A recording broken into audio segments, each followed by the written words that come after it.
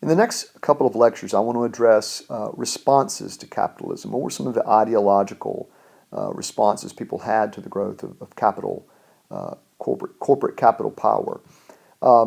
Farmers and workers saw consolidation of wealth and power as anti-republican.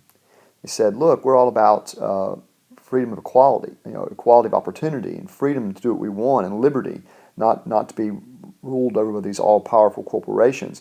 So corporate capitalism seems antithetical to American way of thinking.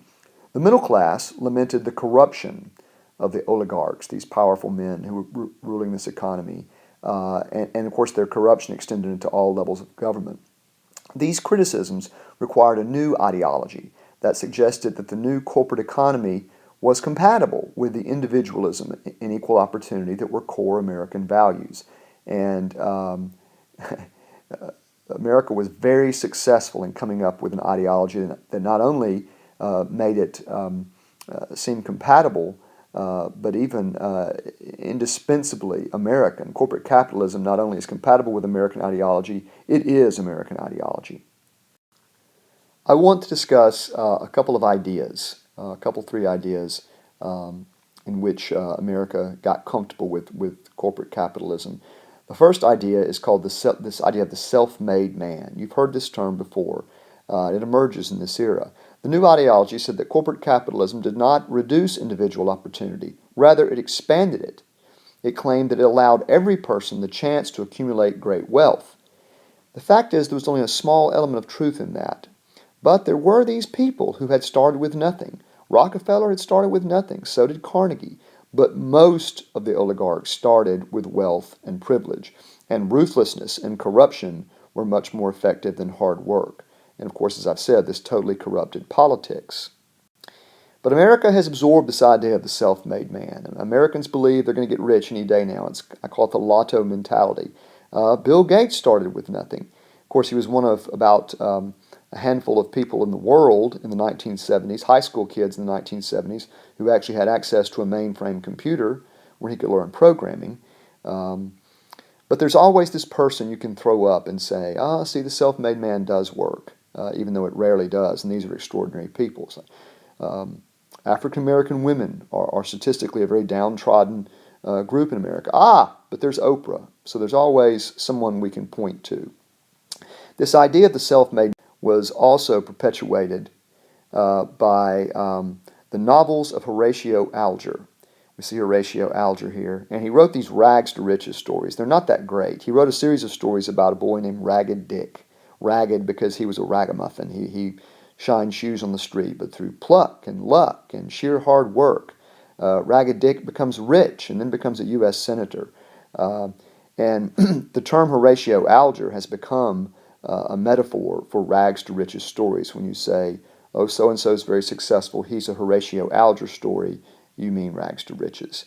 And these novels aren't very good, by the way. Some of my students last year bought me a hard paperback copy of Ragged Dick, the one you see here, and I can't read it. It's just so, it's pretty cheesy.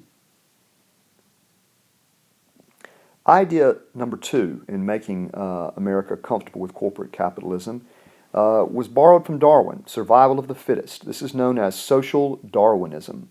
Hard work and thrift were traditional values of Protestant America. Most tycoons claimed this was the source of their success.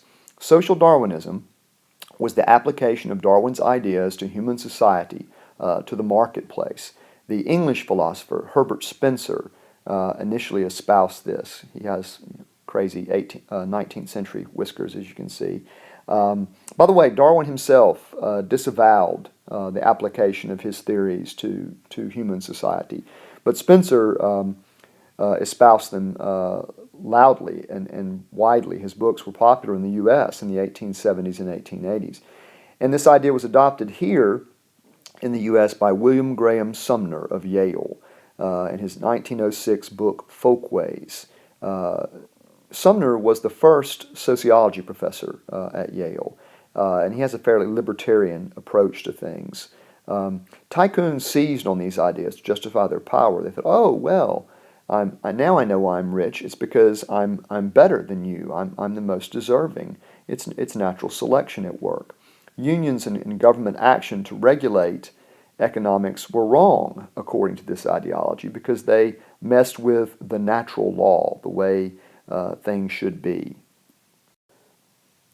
Proponents of survival of the fittest um, believe that their ideas meshed very nicely with those of Adam Smith. So I want to take just a minute to segue and talk about Adam Smith for a minute. Adam Smith, of course, basically invented economics. He wrote a famous book in 1776, easy year to remember, called The Wealth of Nations. It's still very respected. He was a philosopher who thought about why nations are rich or poor, why they function well. And that's what he describes in the Wealth of Nations. And he noted that the operation of a market system created a curious unity between the private interest and the social interest. If I go to a butcher and buy meat, why does the butcher give me meat? Because he loves me? No, because I pay him. And why do I give him money? Because I love him? No, I get it for the meat. So we're both working to our own ends, and yet society has a supply of meat. Adam Smith referred to this as self-interest, which is easy to mistake for greed. I would prefer to call it enlightened self-interest. And enlightened self-interest, awakened and guided by a market system, almost magically gives society what it wants. America, this country is enormously rich. And Adam Smith would say it's because of the invisible hand, enlightened self-interest. This is a core American idea. Now, that is a picture of Barack Obama there. That's him teaching. He was a part-time college professor when he lived in Chicago. He's teaching at the University of Chicago School of Law. And this picture was widely used in the 2008 election, but I like it because no one really ever noticed or talked about what he's talking about. He's talking about relationships based on self-interest. And I think it's interesting. It says something about America that the nominal head of the political left in America, doesn't question Adam Smith's ideas. The invisible hand is very much at work in America, and everyone's okay with it. Now, back to survival of the fittest. Adam Smith's laws regarding the invisible hand and so forth seem to mesh nicely with social Darwinism, at least the social Darwinist. But that was a false assumption, because the tycoons sought to eliminate competition through ruthless and corrupt means. They were trying to be monopolist. And Adam Smith's Wealth of Nations makes clear that a market economy, to work appropriately and to benefit society through self-interest, has to have competition. So at some point, the government was going to have to step in and restore competition. The government, ironically, would have to play a role to buttress the ideas of Adam Smith, which were essentially saying that government should play a limited role, but a key one.